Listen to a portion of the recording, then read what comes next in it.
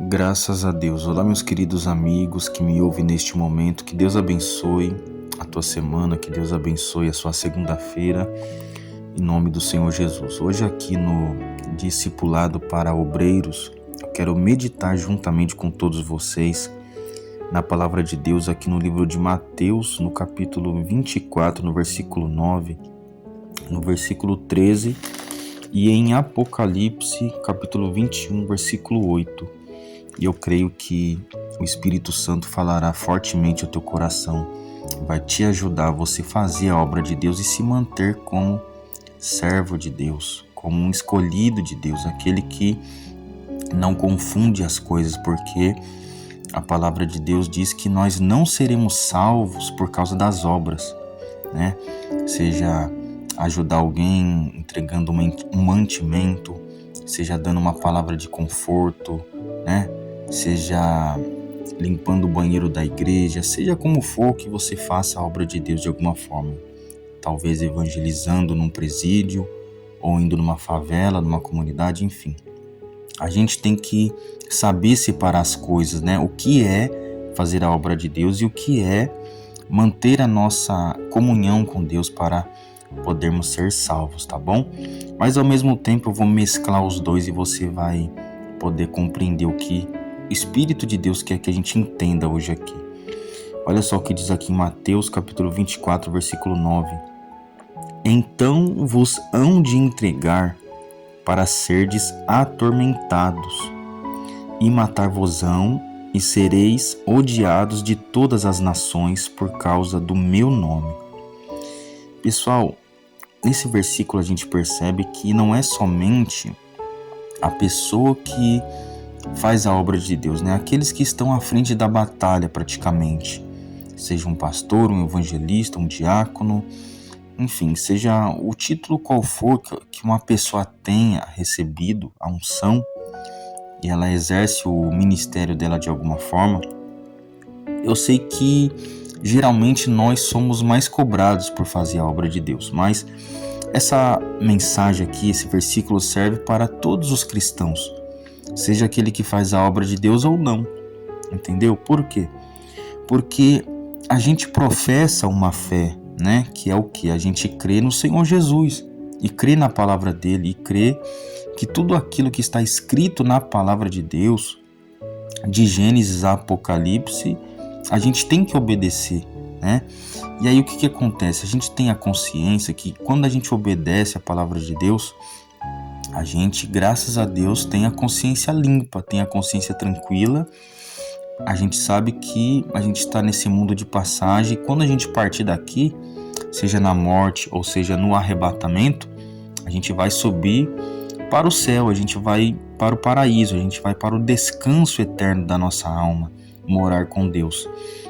Já aqueles que não obedeceram a palavra de Deus, não quiseram sacrificar o eu, não quiseram, né, obedecer, abandonar o mundo, eles, quando a alma deles descolar do corpo, com certeza vai para o inferno e depois, no juízo final, serão lançados no lago de fogo, é o que diz a Bíblia, né? Então, nós, independente se fazemos a obra de Deus ou não, a gente tem que ter essa consciência, pessoal, que a gente está num mundo em que nós somos muito vulneráveis a pecar, a errar, a se contaminar com esse mundo, entende? E não somente isso, né? A gente tem que estar em alerta para a gente cuidar da nossa salvação, né? E se errou, simplesmente é pedir perdão a Deus e Deus perdoa e vamos em frente. Mas nós não vivemos em pecado, mas se não vigiarmos, sim, podemos cair. Então, já fica essa primeira reflexão para nós, né? Mantermos a nossa santidade, a nossa comunhão com Deus. E não é nada fácil, mas não é impossível, tá bom? Deus nos deu esse poder para resistirmos todo o mal, todas as trevas, todas as nossas inclinações que nós venhamos ter, tá bom? Aí tem essa outra parte que nós seremos, como a gente meditou aqui no versículo 9, atormentados e matar-vos-ão todos os cristãos por causa do ódio, né, que as pessoas têm por causa dos cristãos. E por quê? Justamente por causa disso, porque a gente obedece a palavra de Deus e eles não querem obedecer a palavra de Deus. Então, O que acontece? Por exemplo, você vai falar para uma pessoa, não pode, sabe, se dobrar perante imagem de escultura, não pode adorar esse tipo de imagem e tal. Aí a pessoa que tem a religião dela lá, ela fica com ódio de você, porque sabe que você pregou para ela a Bíblia sagrada, né? Que é a palavra de Deus. Então, como ela não crê, ela acha que é só uma historinha, né? Escrita por homens, então ela se revolta contra você, ela te xinga de palavrão, ela quer brigar com você, né? E há quem, por exemplo, até pensa em matar, né? O cristão que professa a fé verdadeira, a fé genuína que é a palavra de Deus, né? Que é a nossa crença, que não é somente um livro, mas é a própria palavra de Deus. Então, tem países aí fora que os cristãos são perseguidos muito mais do que aqui no Brasil. Aqui no Brasil é bem pouca coisa, entendeu? Tem países aí fora que a pessoa ela é presa, né, por causa da fé dela no Senhor Jesus e na palavra de Deus. Tem lugares aí, por exemplo, aqui no nosso próprio país, a gente sabe, se a gente pregar para um homossexual que Deus ele abomina esse tipo de conduta, porque está escrito isso na Bíblia, eles vão se revoltar contra nós. Eles vão colocar a gente na cadeia, porque sabe que surgiu uma lei aí da homofobia, né? E por aí vai, pessoal. Então, deixa eu te falar uma coisa. Você precisa de coragem para pregar o evangelho, você que é um servo de Deus. Você sabia? Porque as coisas estão se estreitando cada vez mais. E para a gente finalizar, por que eu falo que a gente tem que ter essa coragem? Porque tem pessoas que fazem a obra de Deus, mas quando surge esse tipo de gente na frente dela, gente que afronta a fé dela, seja por causa de homossexualismo, seja, né, por causa de religião, que a pessoa lá se dobra perante estátuas, enfim, seja lá o que for que a pessoa mundana ela tenha no pensamento dela e ela vai contra a nossa fé, contra aquilo que está escrito na palavra de Deus, então você não pode se acovardar por causa disso, entendeu? É lógico que você tem que ter discernimento espiritual, tem certos lugares que você tem que ser mais comedido, tem a hora certa de falar, né? Tem que saber também falar com as pessoas, não é você gritar, não é você, sabe, enfiar a palavra de Deus goela abaixo, né?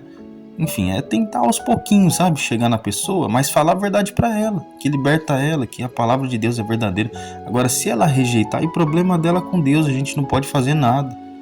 Infelizmente, ela só vai acordar quando estiver lá no inferno queimando. Ela vai lembrar, poxa, fulano pregou para mim a palavra de Deus, eu não quis largar as estátuas, eu não quis largar, né, isso, eu não quis largar aquilo, e infelizmente, né, pessoal, a palavra de Deus diz, né, que a pessoa será lançada no lago de fogo, mas a palavra de Deus também diz, e a gente vai meditar aqui agora, para a gente finalizar, que os covardes, ou seja, a pessoa que tem medo das pessoas que afrontam a fé delas, elas não herdarão o reino dos céus. Então você não pode ficar com medo só por causa dessas opressões do mal, de pessoas endemoniadas, que você vai pregar para elas a palavra de Deus e elas não vão aceitar, inclusive querem deixar você presa, querem te matar e por aí vai. Mas você não pode ser covarde, você tem que falar a verdade para elas.